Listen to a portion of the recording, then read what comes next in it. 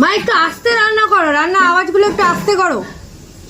পড়াশোনায় ডিস্টার্ব হচ্ছে। একটা মেধাবী ছাত্রী পড়াশোনা করতে বসেছে, তোমার কোনো হুঁশ নেই।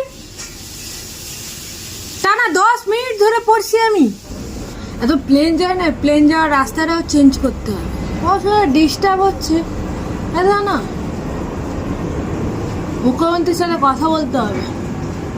কথাবার্তাগুলো একটু আস্তে বলো, ডোটাকে ঘরে বন্ধ করে রাখো।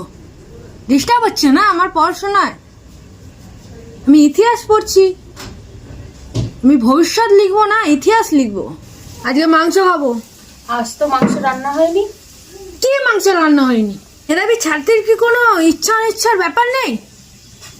ব্রেন পাওয়ার কমে যাচ্ছে, প্রোটিন পাচ্ছি না, এরকম ভাবে চলবে?